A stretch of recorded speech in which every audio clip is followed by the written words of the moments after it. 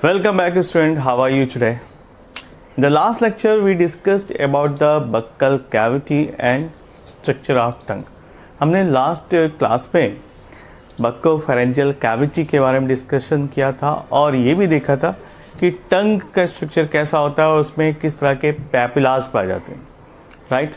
तो अभी one by one सारे पैपिले को हम स्टडी करने जा रहे हैं। तो हेडिंग डाल दीजिए पैपिलीज।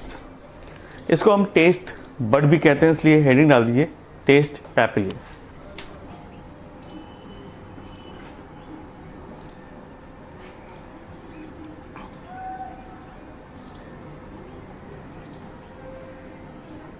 First point, the taste papillae are found on the upper surface of the tongue. ठीक है, ये टंग के अपर सरफेस पे पाए जाते हैं, स्मॉल प्रोजेक्शन के फॉर्म में दिखाई पड़ते हैं। ठीक है, और इनमें क्या पाया जाता है? Taste bud. तो लिख लीजिए they are found on the upper surface of tongue. Okay, ये अपर सरफेस ऑफ टंग पर पाए जाते हैं। कैसे होते हैं? स्मॉल प्रोजेक्शन के फॉर्म में, थोड़े से उभरे हुए, प्रोजेक्टेड आउटवर्डली, बाहर की तरफ थोड़े से उभरे होते हैं। And they beer taste buds.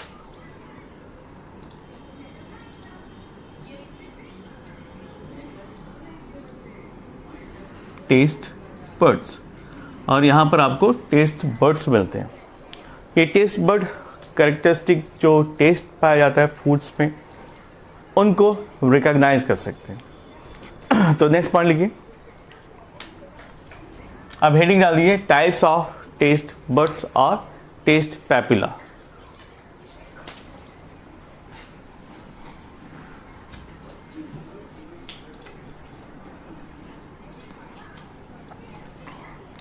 The taste bud are of following types. लिख लीजिए, it is of following types.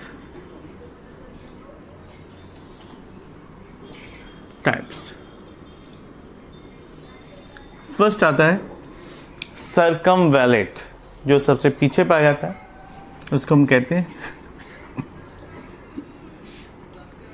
सर्कमवैलेट papillae.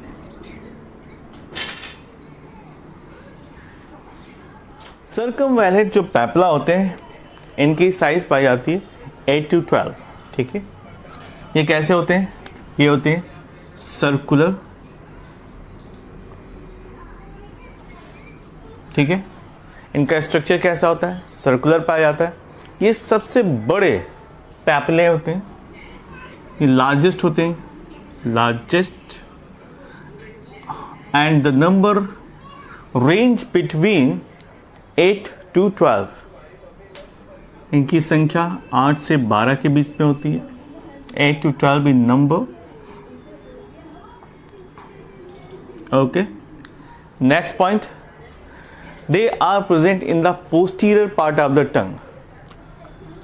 posterior part में पाए जाते हैं, posterior part of tongue। Okay, next, इसके बाद नेक्स्ट पॉइंट आता है, ये दोनों ही साइड पे पाए जाते हैं, यानी पोस्टीरियर जो टंग होता है, इसके बोथ द साइड में पाए जाते हैं। And they possess the taste bud and these are the largest of all papillae. They are also considering, यहां पर भी क्या पाया जाता है? Taste bud. Taste bud present. Okay, next heading डाल देते हैं फंजीफॉर्म। Okay, फंजीफॉर्म papillae. सर्कमवैलेट के बाद आता है नेक्स्ट पैपिला, जिसका नाम है फंजीफॉर्म। तो नेक्स्ट हेडिंग डाल दीजिए फंजीफॉर्म। ओके, फंजीफॉर्म पैपिलाज आर मशरूम शेप्ड, इनकी साइज, इनका जो शेप है वो कुछ कुछ मशरूम जैसा होता है, इसलिए इसको हम मशरूम शेप्ड कहते हैं। फंगस का मतलब ही मशरूम होता है, तो फंगीफॉर्म यानी मशरूम लाइक। तो लिख लीजिए first point, it is a mushroom like.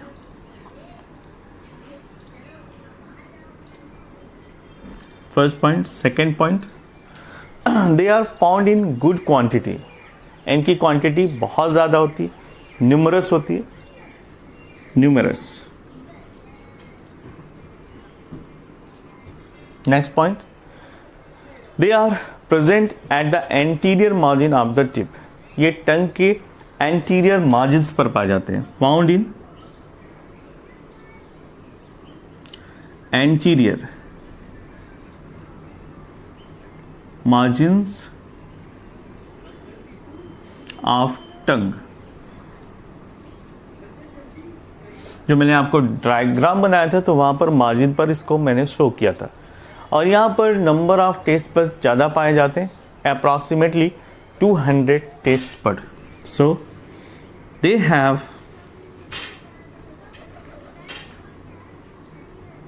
200 taste birds. Okay, तो this is all about the fungiform. इसके बाद नेक्स्ट आता है फोलिएट पैपिली। थर्ड लिखिए, folate.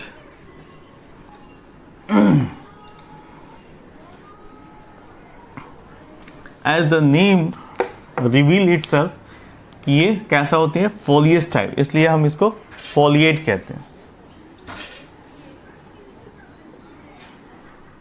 Now look at the foliate papillae.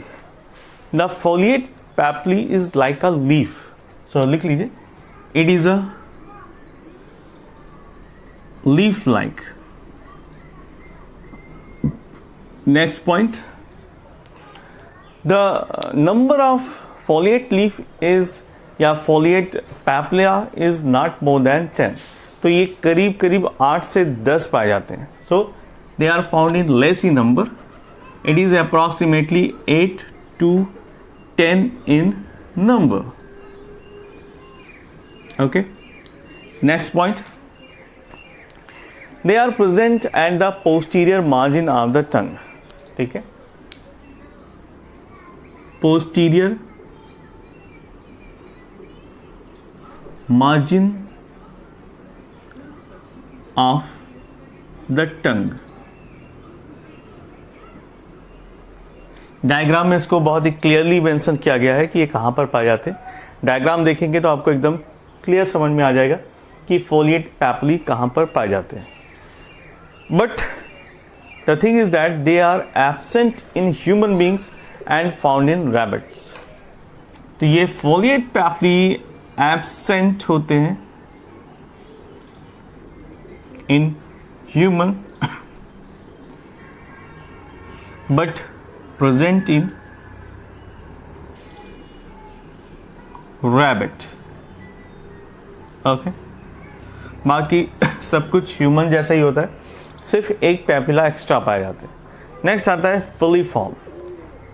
Heading डाल दीजिए, फिलीफॉर्म पैपिला।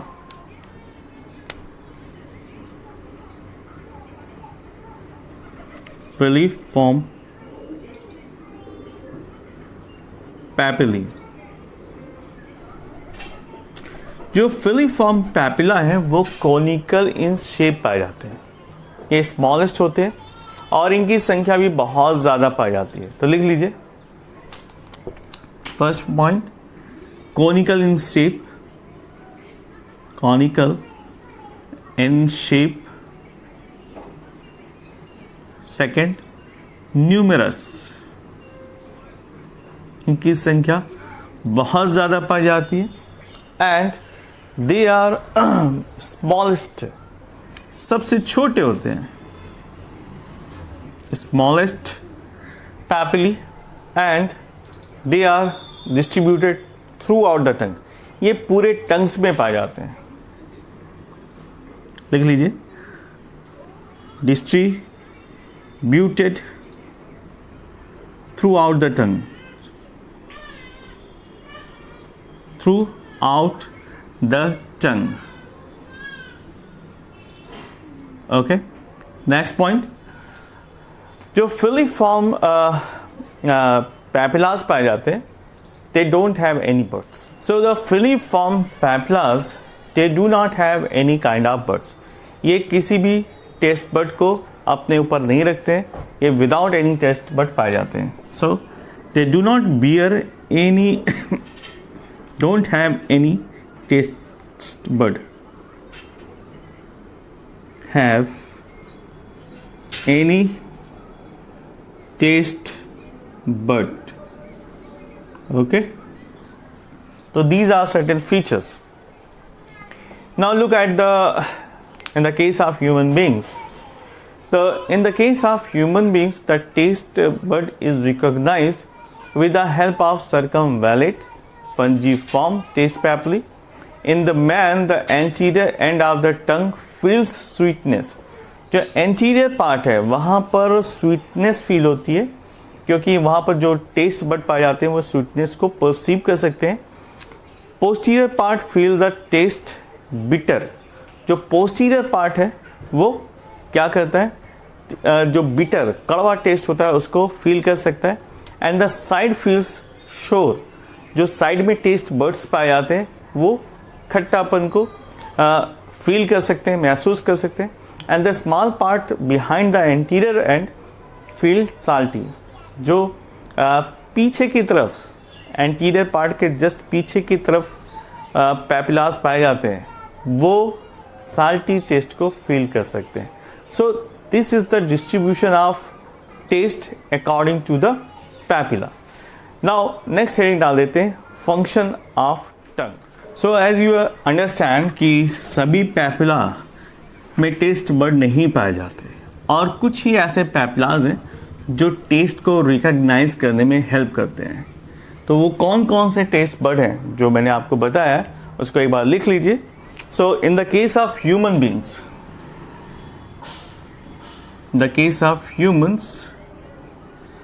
कौन कौन से टेस्ट बड है जिनमें टेस्ट पाया जाता है. फर्स्ट है सर्कमवैलेट,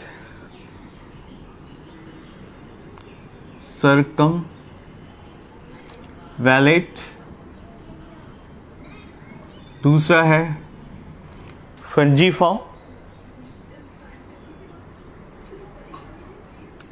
फंजीफॉर्म, ओके. तो दो पैपिलास पाए जाते हैं जिसमें टेस्ट बड मौजूद होते हैं. नेक्स्ट पॉइंट में लिखिए द एंटीरियर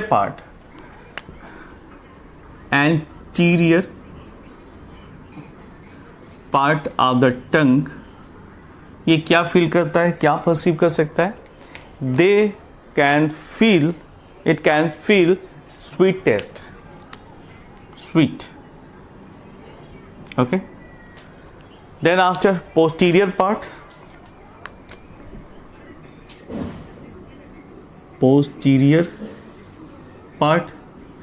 ये कौन से टेस्ट को परसीव कर सकता है, फील कर सकता है, बिटर.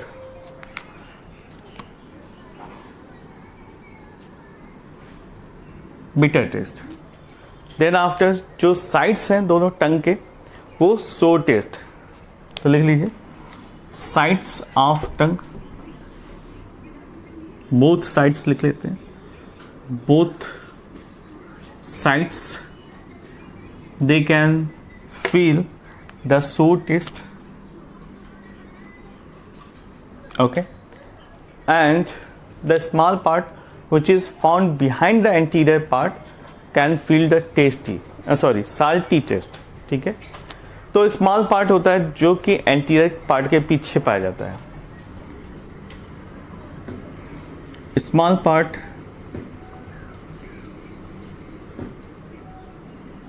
बिहाइंड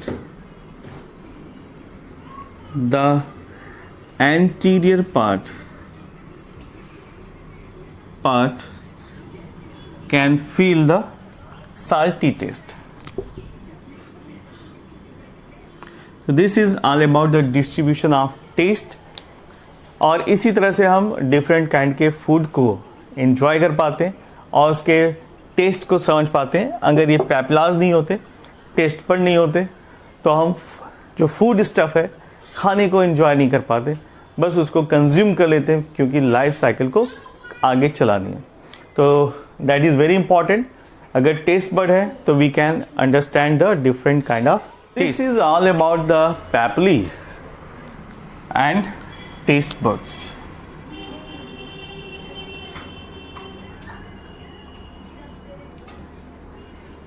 ओके, तो ये हो गया पैपिली और उसमें पाए जाने वाले टेस्ट बड्स। नाउ हेडिंग डाल देते हैं फंक्शन ऑफ टंग। जो टंग पाए जाते हैं उनका रोल क्या होता है हमारे माउथ में। तो हेडिंग डाल दीजिए function of tongue.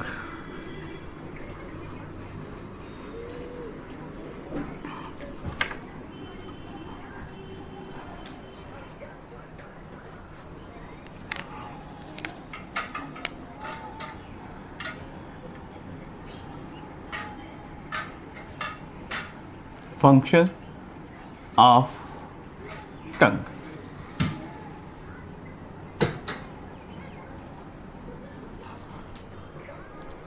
The important function of tongue is as follows. 3 से 4 फंक्शंस हैं जो 1 by 1 मैं डिस्कस करने जा रहा हूँ। First of all it acts as a universal toothbrush. अगर आप देखें तो बहुत सारे ऐसे एनिमल्स हैं जो अपने टीथ को या फंसे हुए फूड पार्टिकल्स को with the help of tongue clean कर सकते हैं। तो इसको एज अ यूनिवर्सल टूथब्रश के फॉर्म में भी देखा जा सकता है क्योंकि ये दांत की क्लीनिंग में हेल्पफुल होते हैं। Next, they also help in the speaking. अगर हम किसी से कम्युनिकेशन कर रहे होते हैं तो टंग काफ़ी इंपॉर्टेंट रोल प्ले करते हैं, ख़ासतौर से प्रोनाउंसिएशन को करेक्ट करने के लिए और सही तरीके से बात रखने के लिए। Now next point is help in deglutition, यानी किसी चीज़ को निगलने के लिए टंग हेल्पफुल होते हैं। नेक्स्ट आता है it also help in the mixing of food with saliva. Saliva को फूड के साथ मिक्सअप करने के लिए भी टंग काफ़ी हेल्पफुल होते हैं। और next important point, they have a taste bud. Tongue में टेस्ट बड्स होते हैं, इसलिए आसानी से हम फूड स्टफ के टेस्ट को पता कर सकते हैं।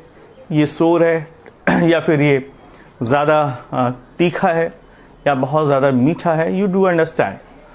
तो इसी के हिसाब से हमारा मूड चेंज हो जाता है कि हमारा फूड जो हमें पसंद है वो कैसा होना चाहिए, ज़्यादा टेस्टी होना चाहिए, उसमें सोर कैसा होना चाहिए, उसमें साल्ट कैसा होना चाहिए, उसमें स्वीटनेस कितनी होनी चाहिए, everything because of taste bud. अगर टेस्ट बड नहीं होता तो हम इतनी वैराइटीज़ को समझ ना पाते, राइट। नेक्स्ट आता है इन द केस ऑफ डॉग्स। देखिए यहाँ तक तो हमें समझ में आ गया कि what is the main function of tongue, but in some other animals the tongue also can play another यानी different role. So in the case of dogs it helps in the regulation of body temperature. Dogs के अंदर body के temperature को maintain रखने के लिए भी टंग का इस्तेमाल किया जाता है और इस फिनोमिना को हम कहते हैं panting. Okay, some other animals like frogs and reptilians they use their tongue to catch the prey. वो अपने फूड स्टफ को कैच करने के लिए भी टंग का इस्तेमाल करते हैं। Okay, so there is a various function of tongues. तो 1 by 1 शॉर्ट में लिखते हैं। फर्स्ट फंक्शन क्या है? The first function is the tongue act as a universal toothbrush. Universal toothbrush, क्योंकि ये टीथ को क्लीन करने में हेल्प करते हैं। Second important, it helps in the speaking. Third function क्या है? स्पीकिंग के बाद आता है डिग्लूटिनेशन, यानी चीज़ों को निगलने के लिए, या engulfing, deglutition. Next important function, it helps in the mixing of food with saliva. Mixing food with saliva. ठीक है, ये एक ज़्यादा इम्पॉर्टेंट फंक्शन है ह्यूमंस में भी और दूसरे एनिमल्स में. It also help in the detection of test,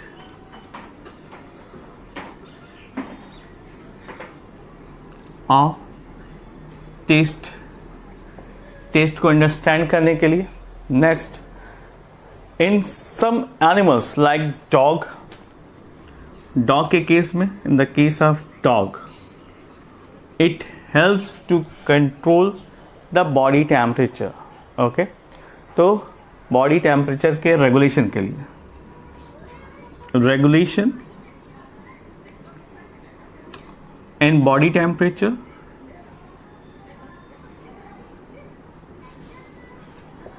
and this process is known as panting. Okay, इसको हम panting process कहते हैं. Right?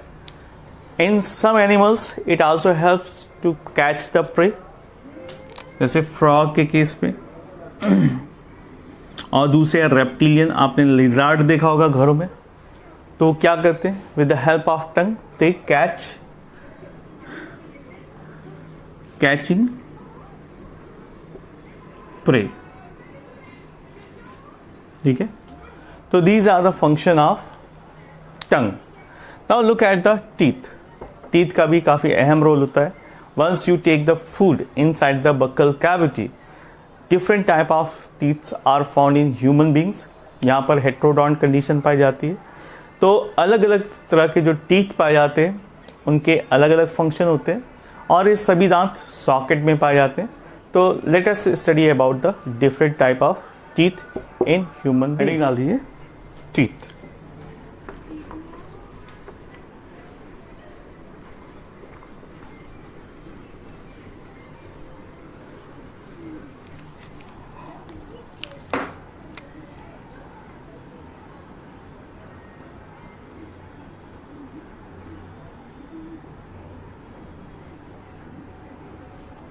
Teeth. In the case of mammals and human beings के बारे में डिस्कस कर रहे हैं तो उसके बारे में ही बताते हैं.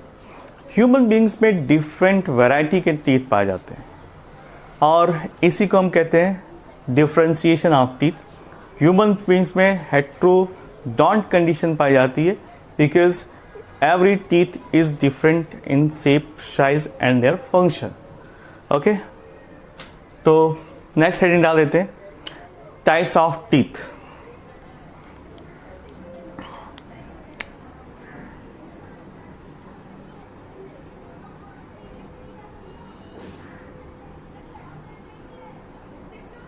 इन the case of human beings 4 types of teeth are found, जो कि अलग अलग फंक्शन के लिए फेमस है. In some other organisms there are only one type of teeth found. तो अदर एनिमल्स में, जैसे फ्रॉग के केस में देखें तो वहाँ पर एक ही तरह के टीथ पाए जाते हैं जिसको हम बोमेराइन टीथ कहते हैं. तो ऐसी कंडीशन को हम कहते हैं homodont condition. So morphologically the teeth can be distinguished as a homodont and heterodont.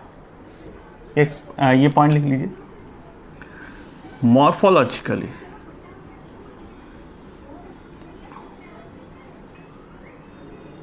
the teeth can be differentiated या distinguished. दो हिस्सों में हम डिस्टिंग्विश कर सकते हैं.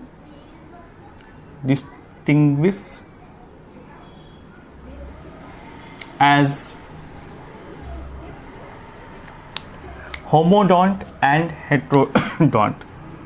फर्स्ट है होमोडॉन्ट condition.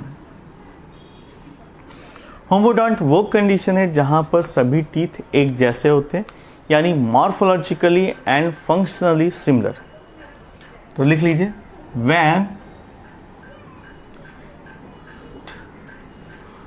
when the teeth are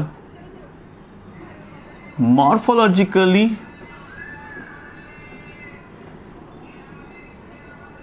and functionally okay, तो यहाँ पर होमोडॉन्ट कंडीशन में ना सिर्फ ये देखने में, स्ट्रक्चर में, बल्कि फंक्शन में भी सेम होते हैं, तो इस कंडीशन को हम कहते हैं homodont condition. Okay, next variety आती है जिसे हम कहते हैं हेट्रोडॉन्ट कंडीशन। लिख लीजिए, नेक्स्ट हेट्रोडॉन्ट।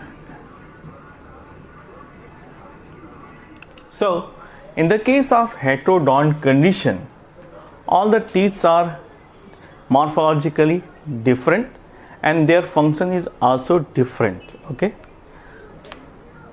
तो इसमें एक पॉइंट लिख सकते हैं, they are morphologically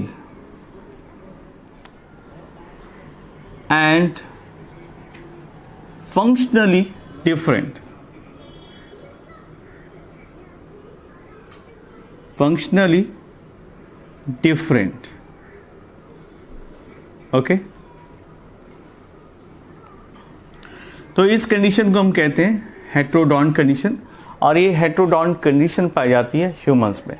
यहाँ पर 4 डिफरेंट टाइप के टीथ को कंसीडर किया गया है, incisor, canines, premolars and molars. तो ये 4 तरीके के दांत पाए जाते हैं, तो 1 बाय 1 लिखते हैं। फर्स्ट है incisor.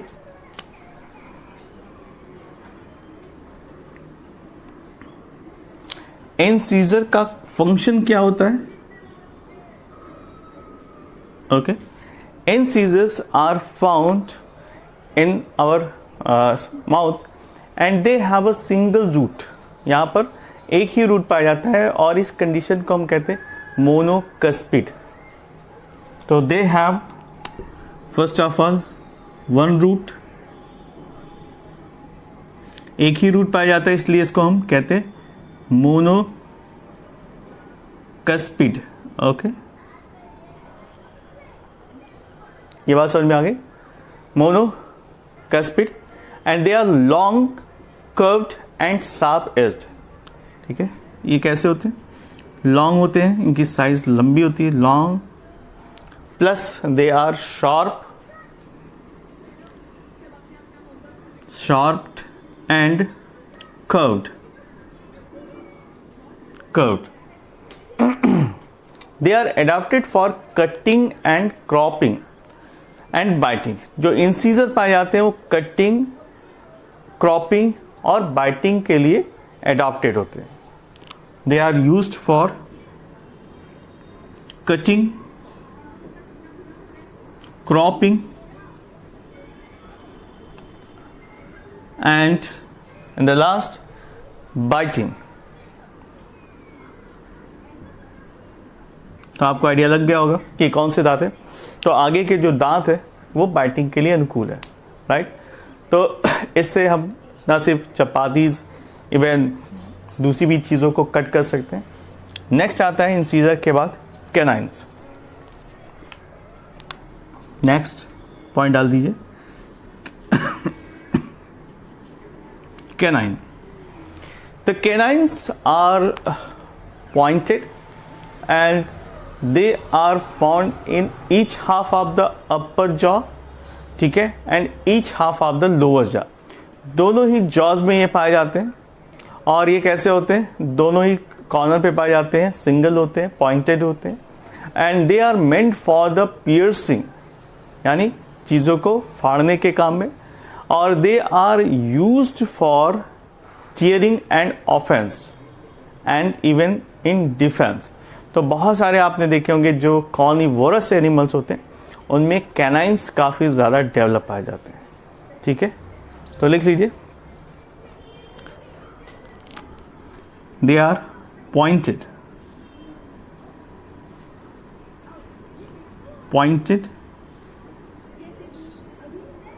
Found in both the jaws, present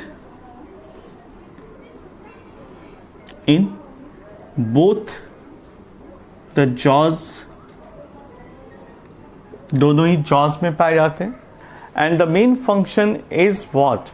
To tear, pierce and offense, defense. Tears,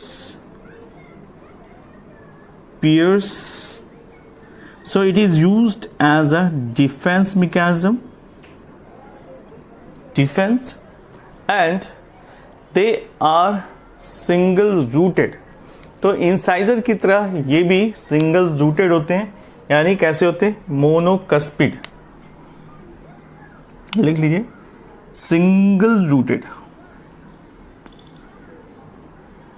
that means they are monocuspid. Okay, ये हो गया कैनाइन। इसके बाद आता है प्री मोलस देन मोलस।